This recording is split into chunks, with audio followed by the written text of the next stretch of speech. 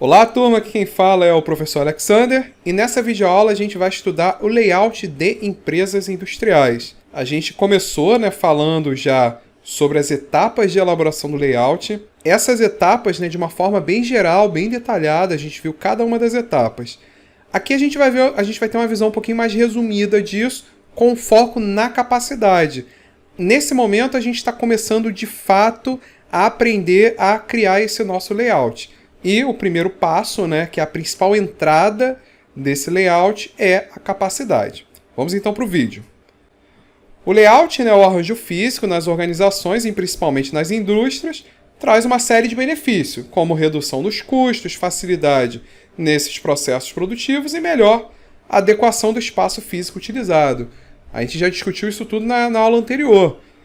A gente tem, então, com esse arranjo físico, a gente consegue prever melhor quais são as áreas que vão ser ocupadas por cada equipamento, quais equipamentos que a gente vai precisar comprar. A gente tem uma visão sobre aquilo que a gente quer produzir, em termos, por exemplo, de quantidade, de variedade. A partir disso, a gente planeja o todo e depois planeja detalhadamente cada um dos equipamentos que vão ocupar as suas respectivas áreas dentro dessa fábrica. As áreas destinadas à movimentação de pessoas, de materiais e todo o resto. A gente consegue pensar em tudo quando a gente tem o nosso layout, a gente projeta um arranjo físico. Além disso, o layout ele beneficia a produção devido à disposição dos instrumentos de trabalho, departamentos, pontos de armazenamento e o fator humano envolvido no processo.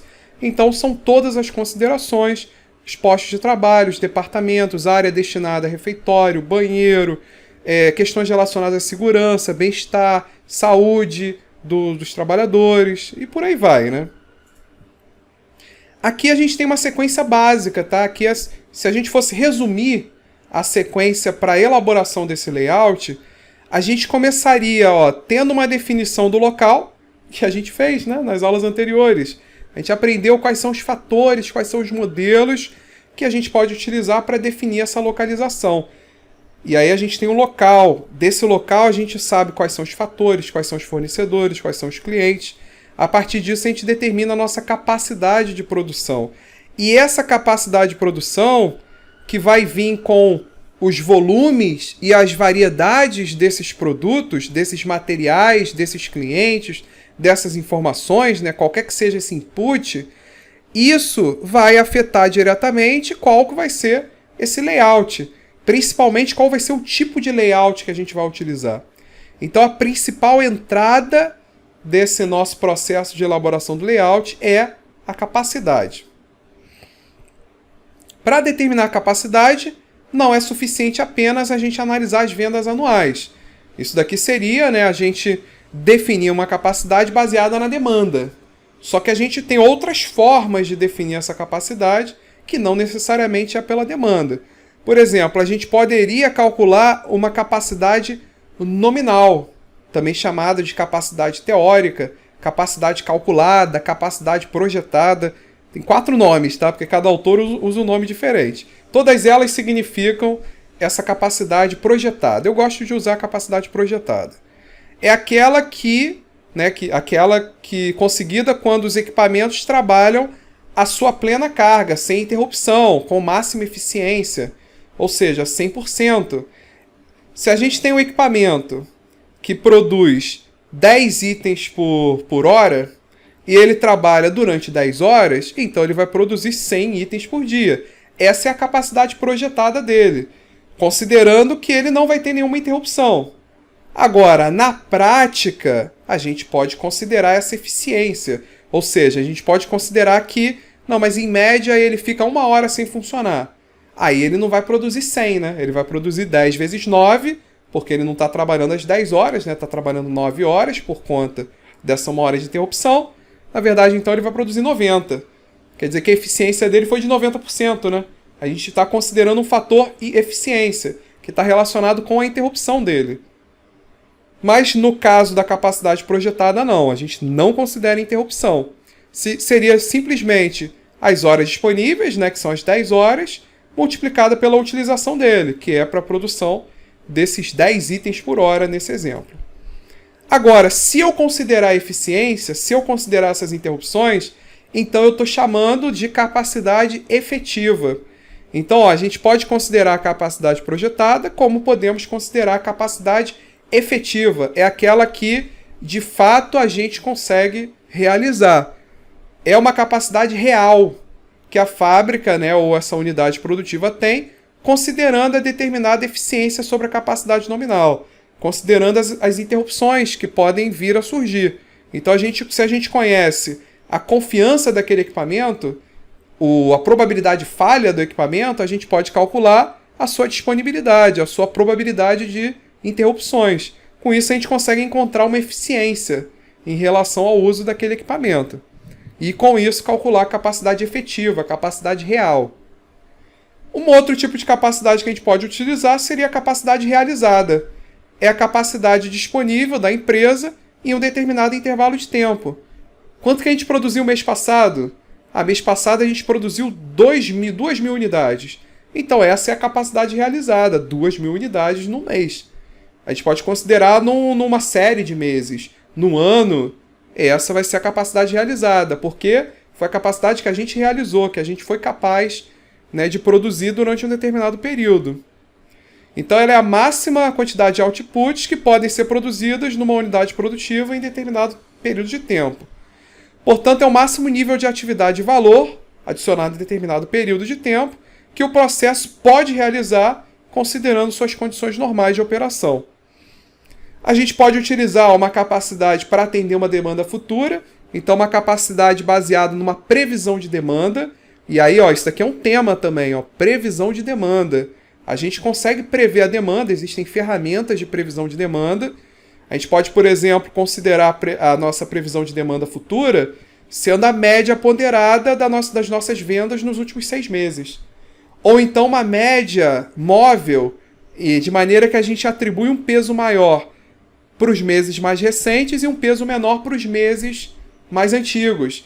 E aí encontra uma média móvel. E essa média é a nossa previsão de demanda para o mês seguinte. A gente pode atribuir à nossa capacidade essa quantidade dessa demanda que a gente está prevendo para o futuro. Outra questão relacionada à capacidade são os turnos de trabalho. Se esses nossos equipamentos dependem do uso de operadores, então se a gente tiver só um turno de trabalho, vai ser diferente de ter 2 turnos do que e de ter 3 turnos. Se a gente tiver mais turnos de trabalho, nosso tempo que a gente vai poder utilizar aquela máquina é maior. Todas essas decisões são analisadas com relação à capacidade financeira da empresa. Então, a capacidade de produção, os equipamentos que a gente vai instalar, a quantidade de turnos de trabalho que a gente vai utilizar, vai depender de quanto que a empresa tem disponível para investir nisso, né?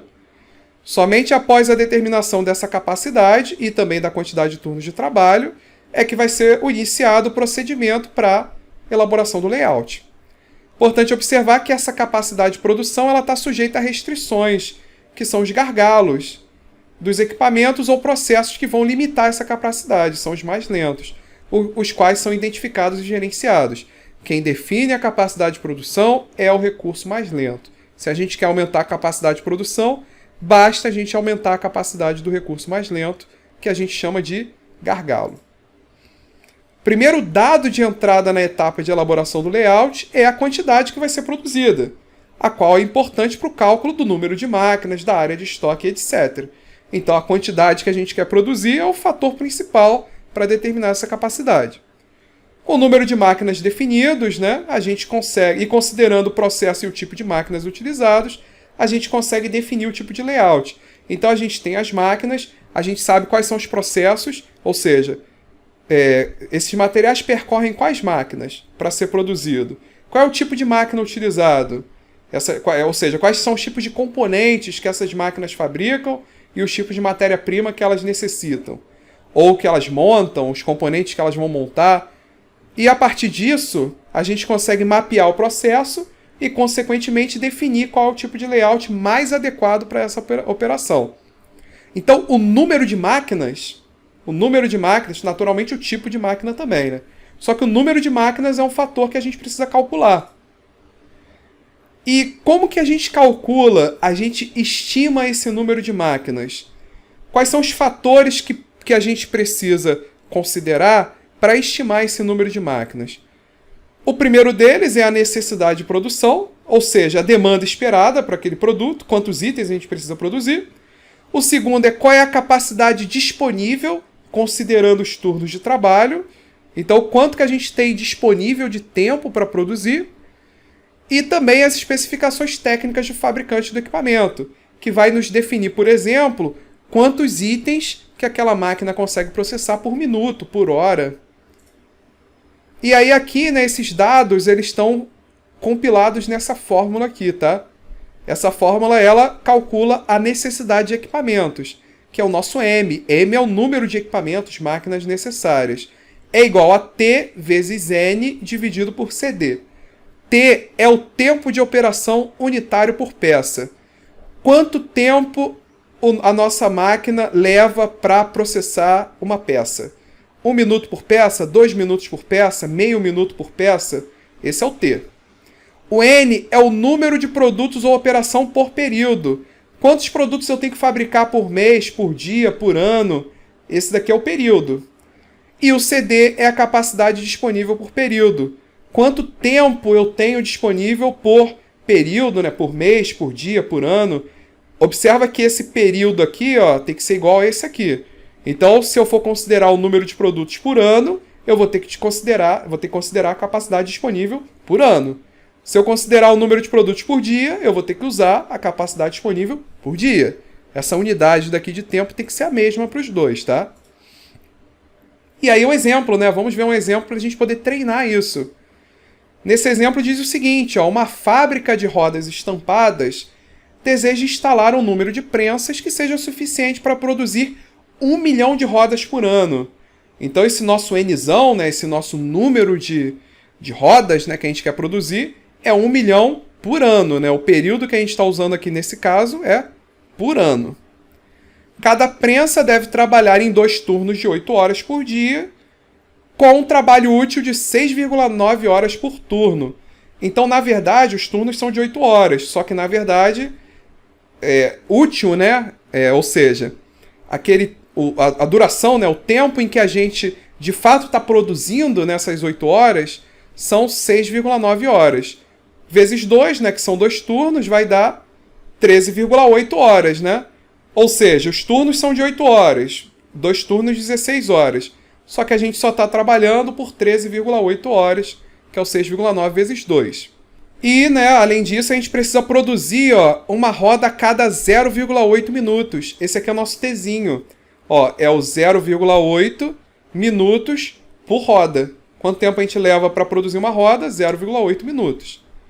Considerando que existe uma perda de 1% e que o ano tem 300 dias úteis, quantas prensas serão necessárias para atender essa demanda? Então, ó, pensando na fórmula, a gente tem o nosso Tzinho, que é o 0,8, né, minutos por produto, né, por roda. A gente tem o Nzão por ano, que seria 1 milhão de rodas, mas olha só, considerando tem 1% de perda. Então a gente vai ter que produzir 1% a mais. Se a gente está considerando que 1% delas foi perdido, então a gente vai ter que produzir 1% a mais, de maneira a ter, né, esse 1 milhão de rodas em um ano. E aí a gente tem 2 opções. Ou a gente vai trazer esse Nzão para um período de um dia ou um mês, né, um dia, por exemplo. Ou então a gente vai levar a nossa capacidade disponível, né, que seria esse nosso 13,8 horas por dia, né, multiplicar isso por 300 para trazer para a quantidade, né, por ano.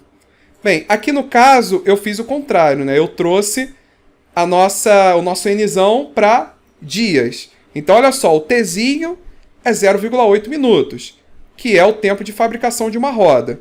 O número de operações necessárias, que é o nosso Nzão, é 1 milhão por ano, mas se eu dividir por 300, eu vou achar aproximadamente 3.333 rodas por dia. Então, meu período que eu estou considerando aqui é dia. Só que lembre-se que tem uma perda de 1%. Então, eu vou ter que multiplicar esse 3.333 por 1%, que é multiplicar por 1,01. Se eu multiplicar isso daqui por 1,01, dá aproximadamente 3.366. Então, essa daqui é a produção diária de roda. Se eu produzir 3.366 rodas por dia, né, eu vou atender a essa 1.010.000 rodas, né, esse 1% a mais, por ano, que é o que eu preciso produzir em um ano, que é o problema está pedindo. Então aqui eu tenho Nzão, ó. Eu tenho Tzinho, eu tenho Nzão. Como é que eu calculo o CD, que é a capacidade disponível? Por dia, né, que é o horizonte, né, o período que eu estou considerando. É 13,8 horas por dia, que representa, né, observa que eu vou ter que passar para minutos, porque o nosso tempo aqui está em minutos, né? Esse tempo aqui que eu estou usando no Tzinho é em minutos. Então o meu CD vai ter que ser em minutos também. Então são duas observações importantes. O tempo vai ter que ser na mesma escala do Tzinho. E o período, que nesse caso foi de um dia, tem que ser o mesmo do Nzão. Para que aí a gente consiga substituir na fórmula sem dar erro. Então a gente tem o Tzinho, que é 0,8. A gente tem o Nzão, que é 3.366. E a gente tem, ó, 13,8. Se a gente multiplicar por 60, vai dar 828 minutos por dia. Então tá aqui, ó, o CD 828 minutos. Se fizer essa conta, vai dar aproximadamente 325 prensas. Significa que a gente vai ter que comprar 4 prensas, né? A gente não tem como comprar 1/4 de prensa, né? Vamos ter que comprar 4 para conseguir atender essa demanda. Consequentemente, vai ter uma eficiência de quanto, ó? A gente vai comprar 4, mas na verdade a gente só precisa de 3,25. Estou pegando aqui a calculadora. Se eu fizer o 3,25 dividido por 4, tem uma eficiência, ó, de 81,25%. Porque a gente está usando... A gente tem mais prensas do que a gente precisa. Então a gente vai ter aí, ó, quase 20% de ociosidade, né, de prensas que ficam sem estar funcionando. 20% do tempo aproximadamente, essas prensas não vão estar funcionando. Uma sugestão seria a gente diminuir um pouco esse turno de trabalho. E né, já que a gente não vai... A gente tem 20% de ociosidade, diminui um pouco o turno de trabalho, que a gente vai conseguir chegar num valor mais próximo de 100%. Bem, tem outra forma de calcular essa questão sem utilizar a fórmula, né? Que seria a gente pensar assim, tá, a gente precisa quantas por ano? A gente vai produzir 1 milhão vezes 1,01, 1.010.000 rodas. Tá. Qual é a capacidade de uma prensa? Se a gente tem, ó, cada turno de trabalho é 6,9, ó, vou fazer aqui, ó, 6,9, são 2 turnos de trabalho, vezes 2. Não é isso? Que deu 13,8 horas por dia. Se eu multiplicar por 300, eu tenho que a minha capacidade é de 4.140 horas por ano. Aí eu pergunto, quantas rodas a gente produz em uma hora? E se a gente produz uma roda a cada 0,8 minutos, quantas rodas a gente produz em uma hora? Então seria, né, se a gente for pegar esse 60 minutos, divide por 0,8, que dá que a gente produz 75 rodas por hora.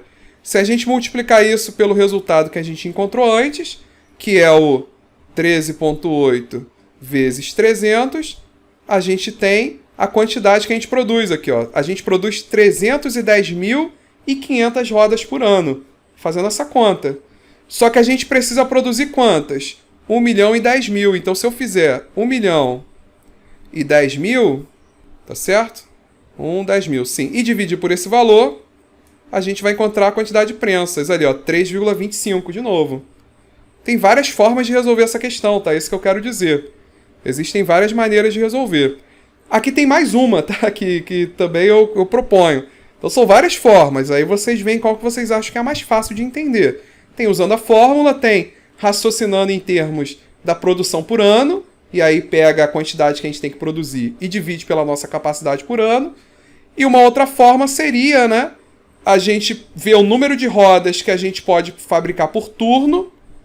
Então a gente tem, ó, 6,9 horas por turno, 60 minutos, dividido por 0,8 minutos, vezes prensa por hora. Fazendo essa conta, a gente vai encontrar a quantidade de rodas que a gente consegue fabricar por turno, utilizando uma única prensa, né? Como o número de rodas sem defeito que a gente é capaz de produzir são, né, a gente tirando 1%, 99%, né? Então a gente é capaz de produzir 512,33 rodas por turno, né? Utilizando uma única prensa. Como são 2 turnos, então a gente consegue produzir 1024,66 rodas em uma prensa, em um dia. Se a gente multiplicar isso aqui por 300, ó, achou 307.398 rodas por prensa. E aí, né, fazendo 1 milhão dividido por isso, vai dar aproximadamente 325. É mais um jeito bastante semelhante àquele que eu falei, mas que também chega no mesmo resultado. Tá bom? Então fechamos essa videoaula, que é a porta de entrada, né, para que a gente consiga entender como definir esse layout. Primeiro passo foi definir essa capacidade. A gente já sabe como calcular essa capacidade. Tendo a capacidade em mãos, tendo o tipo de operação em mãos, a gente consegue definir o tipo de layout e, a partir disso, conseguir projetar o layout da forma mais adequada para o nosso tipo de operação. Tá bom? Nos vemos na próxima videoaula. Valeu!